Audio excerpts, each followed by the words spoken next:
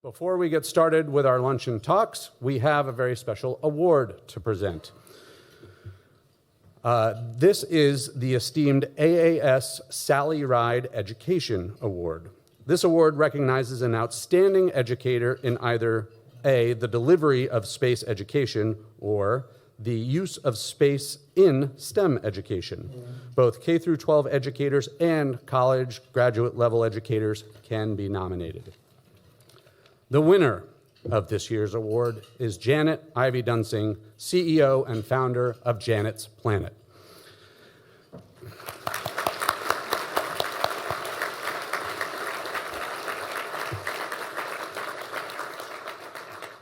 Janet's keen ability to collaborate and build a community is unsurpassed. All of her thousands of students around the world benefit from her numerous talents and her unique STEM education outreach. Her work with Janet's Planet has inspired many young students to be increasingly engaged in the world of space sciences and certainly future space industry rock stars. In the words of her nominator, Dr. Lori Beth Bradner from Hillsborough Community College and Hillsborough County Public Schools in Tennessee. Florida. Close. In her words, Janet is a teacher's teacher who serves as an advocate for her students and an educator that continues to create camps, classes, and hands-on science experiences that inspire a love of space and all things cosmic, locally, regionally, nationally, and internationally. Therefore, it is my distinct honor to present the AAS Sally Ride Education Award to Janet Ivey-Duensing for her passion and dedication that is shaping and tutoring the future scientists, engineers, and space explorers in the U.S. and around the world. Janet, congratulations.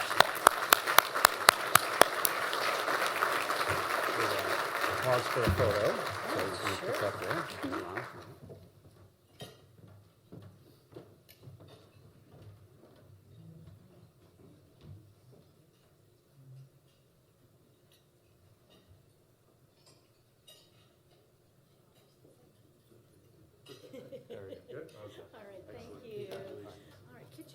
I absolutely can.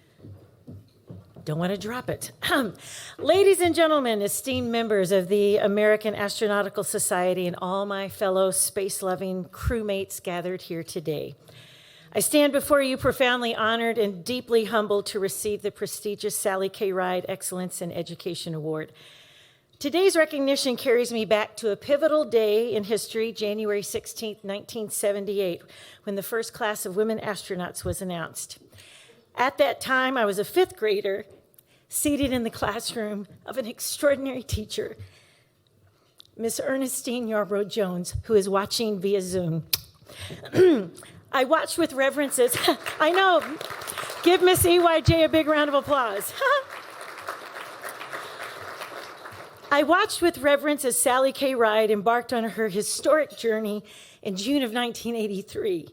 But my profound passion for space and science found its genesis within the walls of Mrs. EYJ's classroom. As a young girl, I played astronaut on the playground. I loved to pretend to beam up with my friend Carol, who had walkie-talkies, and loved looking for UFOs with my Aunt Pat. True story. But 26 years ago, I decided to embark on a mission of spreading my love of the solar system. And I looked around, and the only people doing space or science in the late 90s were Bill Nye the Science Guy in Beekman's World, but a female host of a science show I couldn't find, so I decided to plant my flag on Janet's Planet. I would not be who I am today were it not for my fifth grade teacher, who is a tireless advocate for curiosity. She once told me, Janet, science isn't just for the boys, it is for the girls too.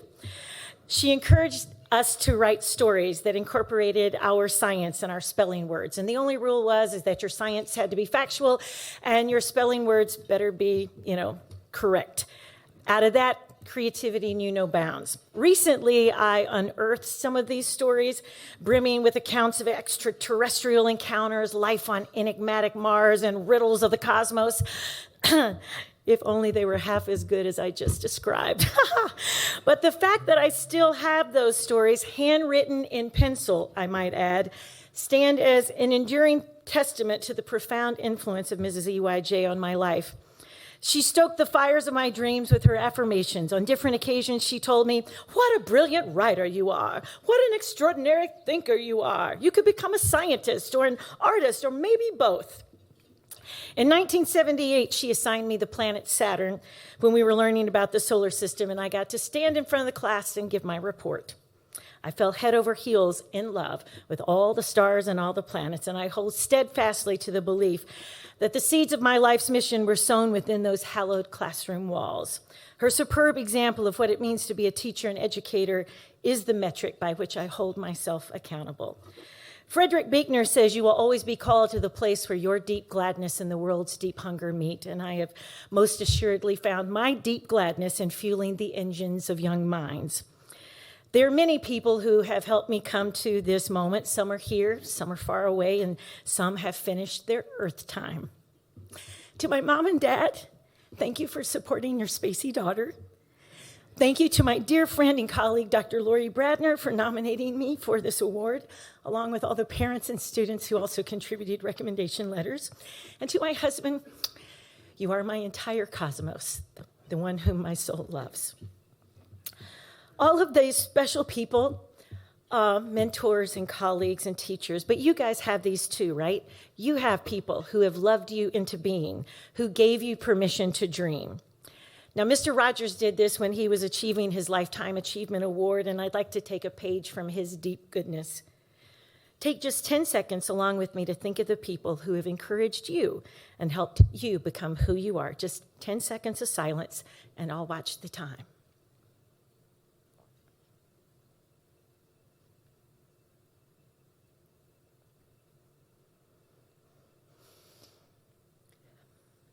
Whomever you've been thinking about, how pleased they must be to know the difference you feel they've made. Sally K. Ride was more than an astronaut. She was a trailblazer, a visionary who saw her example not only as a powerful tool for inspiring young people, but especially girls in the realm of science.